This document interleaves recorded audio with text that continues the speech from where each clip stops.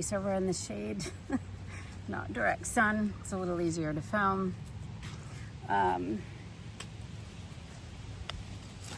These I have just put in, I think it was 14 of the very large steak tomatoes, and they're spaced nicely. I did 2 sides of a cattle panel.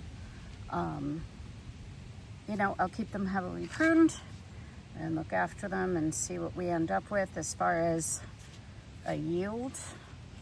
This variety that I'm working on right now, this area, the garden that we're working on right now is, it has been tractor plowed and it has been tilled, but it's only our 2nd year. So we're working really hard at building soil. So we are heavily composting, and of course we don't use chemicals, pesticides. So we're using the compost that is from our own animals in our own homestead, which I like to be able to do. It's just really, really nice to have recycling at its finest, you know, and being able to use what is readily available for free on your farm or on your homestead to nourish your food and your soil and your ground, to me is the goal. That is the dream. That is the whole purpose. For us anyway. I'm not going to speak for larger operations. Obviously, we are a very small operation. But I just really appreciate being able to utilize a local farmer's hay, and to be utilizing, I mean, obviously we do bring in feed. I'm not going to deny that we don't. We bring in chicken feed and goat feed and sheep feed, of course. We do graze and we grass feed also. We have small acreage, but I really do appreciate to be able to pass, you know, replenish the soil and bring in our compost. We make a lot of it. It's amazing how much you actually make. So it's exciting to me. These tomatoes, the one that I just put in here, this is what's called a purple red. And it just has like a nice dark purple kind of hue to the tomato. I want to say it's probably medium size. I do like the flavor for eating. It's tasty. I can't even remember where I got the seeds from. I have not bought tomato seeds in many years, so if I have not closed pollinate, I'm sure these are going to be crossed with other, look at that chunk. We do have clay. This is upstate New York. You go between the clay and the stone, and somewhere you do find soil. Anyway, I'm going to continue to plant these. I do save my own seeds. That's what I was about to say. I've been saving my own tomato seeds for quite a few years now.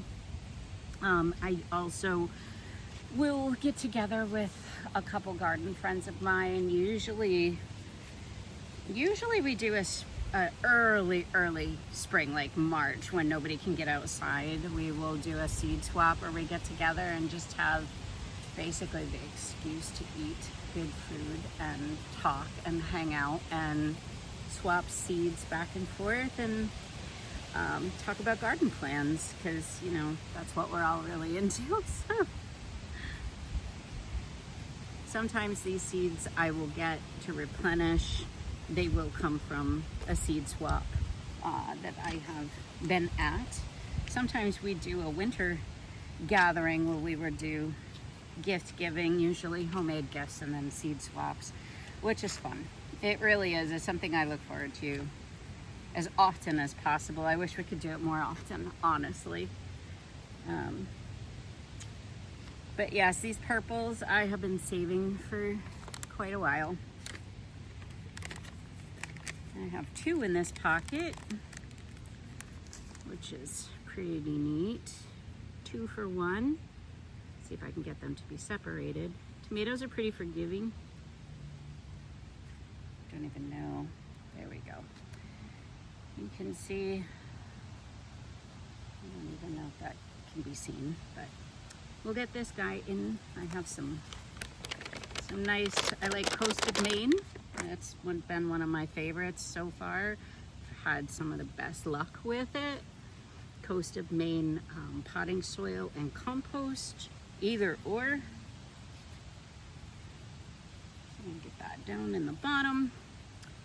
Plant my tomato plants rather deep. They're very forgiving. This will cause their stems to get thicker and then they will shoot up.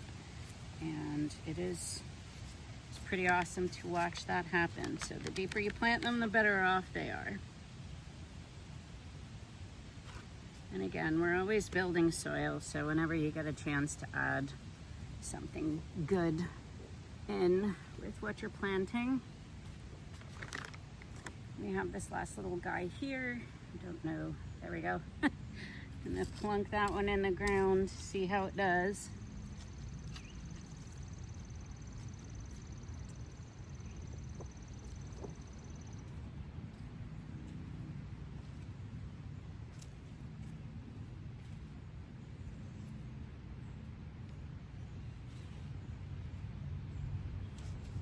There she is.